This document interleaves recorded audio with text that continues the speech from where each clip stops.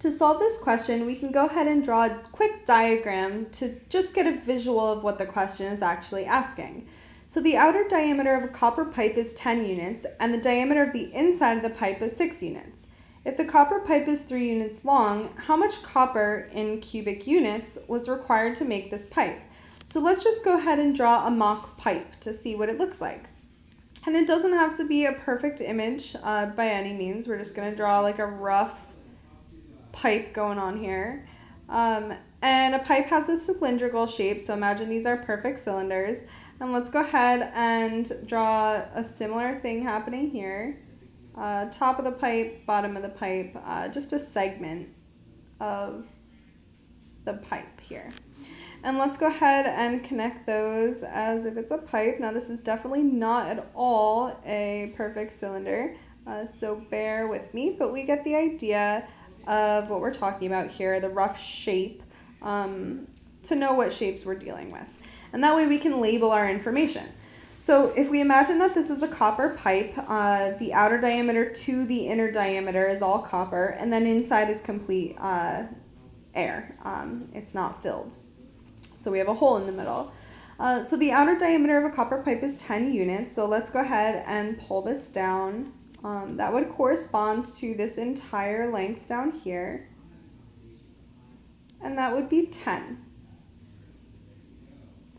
And then we're also told that the diameter of the inside of the pipe is 6 units. So let's go ahead and for space, actually we can do that down here as well. So pulling this down, we're talking about the distance between here and here, and that would be 6 units.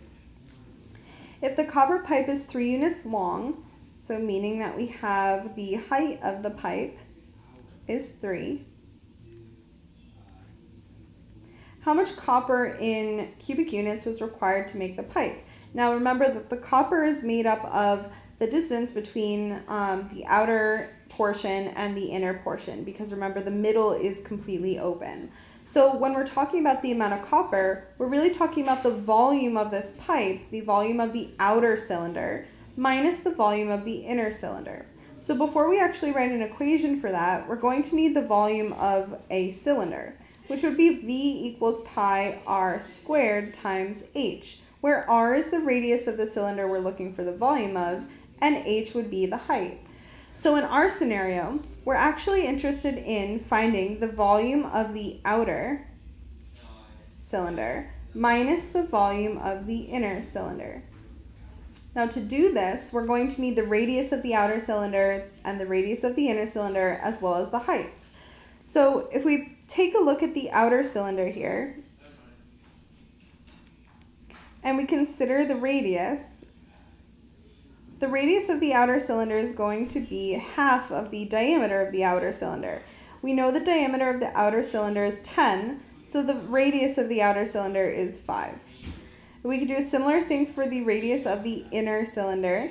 We know that the diameter of the inner cylinder is 6, so that means this radius here is 3.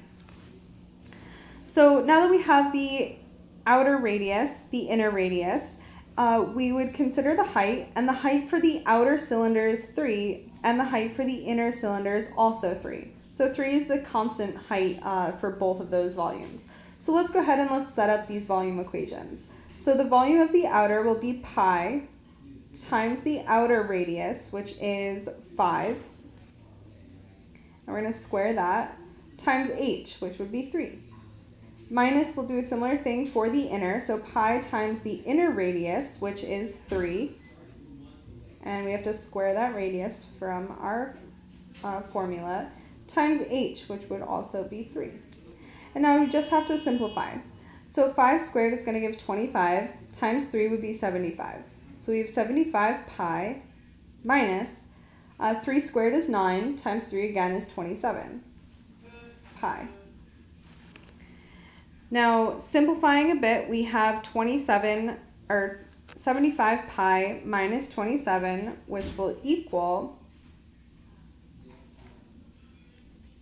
48 pi. And 48 pi will be our final answer choice for the volume of how much copper is in here. So that would be answer choice D.